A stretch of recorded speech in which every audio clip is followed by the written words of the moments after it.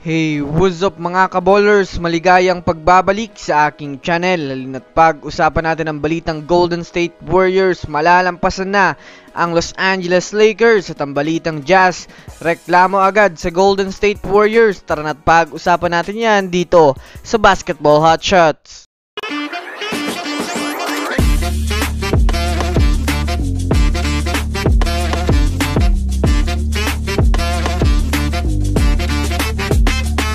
Una na nga muna tayong dumako mga kaballers sa balita patungkol sa may bagong Big 3 ang Los Angeles Lakers.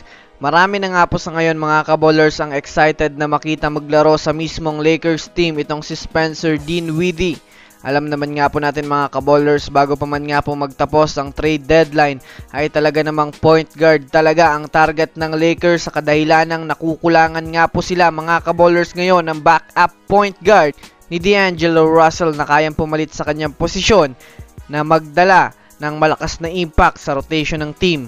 Ayon nga po mga kaballers sa mga NBA analysts ay magkakaroon nga daw si D'Angelo Russell ng problema sa panahon ngayon dahil sa pagkakaroon ng isang Spencer Dinwiddie na kilala natin bilang isang magaling na guard. Kung titignan nga natin mga kaballers sa social media, mas tinitignan nga ng netizens mga kaballers si Spencer Dinwiddie bilang isang star caliber at bubuo sa bagong Big 3 ng Lakers kumpara kay D'Angelo Russell. Yes mga kaballers, ayon nga sa mga fans, si Spencer Dinwiddie nga daw at Anthony Davis, LeBron James ang magiging power Big 3 ng Lakers sa ngayon. Ano sa tingin nyo mga kaballers?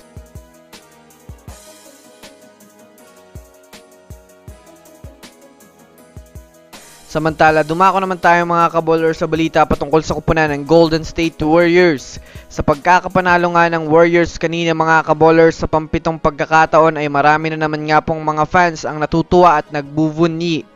Ito ay dahil na rin sa malapit na nga pong malampasan ng Warriors ang Lakers sa standings. Yes mga kaballers, dalawang sunod na panalo nga po mga kaballers ay official nang malalampasan na nila ang Lakers. Bukod pa dyan mga kaballers ay may nirereklamo nga po ang Utah Jazz sa kupunan ng Golden State Warriors. Ayon nga sa naging post-game interview ng mga Jazz players ay ibinulgar nga daw nila mga kaballers na sobrang sakit sa ulo ng Splash Brothers ng Warriors na si Klay Thompson at Stephen Curry. Kahit nga daw anong check nila sa dalawa ay may mga play pa rin nga daw ang Warriors na binibigyan ng spot ang dalawa para makapagpukol ng sunod-sunod sa 3 points kontra sa kanila. Nakapagtala nga po mga kaballers si Stephen Curry at Klay Thompson ng halos 51 points sa 18 pukol na 3. Kaya naman congratulations Golden State Warriors! So that's it for today's video mga kaballers. Yan lang ang ating pag-uusapan sa ngayon. Pindutin ang subscribe and hit nyo na rin ang notification bell para sa mga susunod na updates sa mundo ng basketball. Again, this is Basketball Hotshots. Thanks for watching.